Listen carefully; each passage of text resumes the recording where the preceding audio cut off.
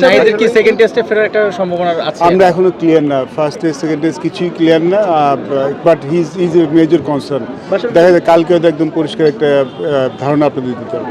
যারা আমাদের নিয়মিত একাদশের খেলোয়াড়, 3জন খেলোয়াড়কে নিয়ে একটু ইঞ্জুরি কনসার্ন আছে, তো তাদের ব্যাপারটার জন্য কালকে পর্যন্ত ওয়েট করতে হচ্ছে। যদি না হয় সেটা খুব বড় একটা সেটব্যাক হবে আমাদের জন্য, বাট আমি দেখা যাক শেষ পর্যন্ত কী হয়। যদি হয় তাহলে খুব ভালো, না হলে ডেফিনেটলি এই সিরিজে একটা বড় ধাক্কা হবে আমাদের।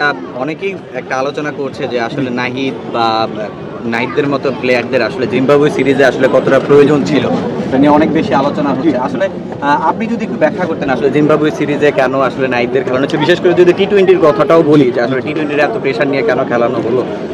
দেখুন, আমার মনে হয় যে ইটস জাস্ট অ্যাক্সিডেন্ট।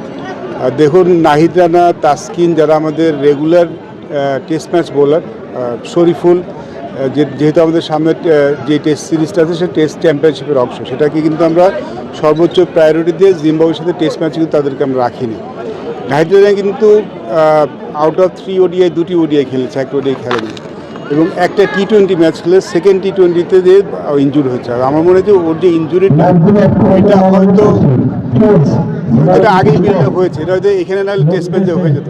তো আমরা কিন্তু যথেষ্ট ওয়ার্কলোড ম্যানেজমেন্ট করি, এবং আমাদের যারা ওয়ার্কলোড ম্যানেজমেন্ট করে ফাস্ট বোলারদের, তাদের কিন্তু একটা বড় বিল্ড আপ করার ব্যাপার থাকে। সো সেখানে কিন্তু একটা জিনিস হবে, আমিও এই ব্যাপারটা নিয়ে এখন অনেক বেশি পরিষ্কার, সেটা হচ্ছে একজন বোলার যখন টেস্ট ম্যাচ খেলতে যায়, তার যেমন বেশি ওভার ওয়ার্ক হলেও যেমন দুশ্চিন্তা, যদি কম বোলিং করেন সেটা আসলে দুশ্চিন্তা। তো নাহিদ রানা, তাসকিন এদের যাওয়ার আগে কিন্তু কিছু ম্যাচ খেলে যেতেই হতো, আমরা নির্দিষ্ট সংখ্যক ওভার বল করে যেত, সেটা কিন্তু চেক করা হয়েছিল। সেটি জাস্ট অ্যাক্সিডেন্ট। দেখুন, ফাস্ট বোলার বলি খেলবে, ইঞ্জুরি হবে, খুব পার্ট অফ গেম, বাট এটা দুর্ভাগ্যজনক যদি সে ইঞ্জুরি হয়ে যায়, যদি খেলতে না পারে সে দুর্ভাগ্যজনক। বাট আমরা সবভাবেই চিন্তাভাবনা করেই কিন্তু এগিয়েছিলাম, যার জন্য আমরা টেস্ট ম্যাচ খেলাইনি, ওডিআই সব ম্যাচ খেলেনি, টি-20 হয়তো সেকেন্ড টি-20 পর থার্ড টি-20 খেলতো না, বাট ইট জাস্ট হ্যাপেন হয়ে গেছে। দলটা আমরা কালকে হয়তো আমরা সব কিছু পেয়ে যাব, এবং ইঞ্জুরি সব কিছু পেয়ে গেলে কালকে দিতে হবে। একটা বিষয় যেহেতু 3জনের কনসার্ন আছে, আমাদের পেস বোলিংটা তাহলে একটা বড় ধাক্কা খাবে, আমরা ইবাদতও খেলতে পারবেন না, তাহলে আপনারা কি যদি শেষ পর্যন্ত নাই খেলতে পারে আপনারা কি নতুন কাউকে ডাক দিবেন কি না? এই জন্যই কিন্তু আমরা অপেক্ষা করছি। আমাদের কিন্তু দলটা দিয়ে দেওয়ার কথা ছিল 5-6 দিন আগেই, আমরা কিন্তু এখন দিতে পারছি না, বিকজ এই ইঞ্জুরিগুলির জন্য আমাদের বসে থাকতে হচ্ছে।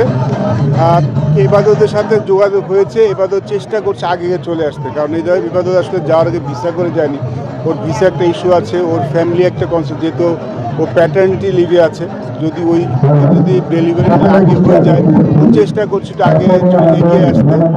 যদি আমরা আমাদের নিয়মিত সবাইকে পেয়ে যাই তাহলে তো কোনো চিন্তা নেই, বাট যদি না পাই তাহলে ডেফিনেটলি কাউকে না কাউকে তো আমাদের চিন্তা ভাবনা করতেই হবে। সব ধরনের খেলার খবর পেতে সাবস্ক্রাইব করুন, সঙ্গে থাকুন খেলার পাতার।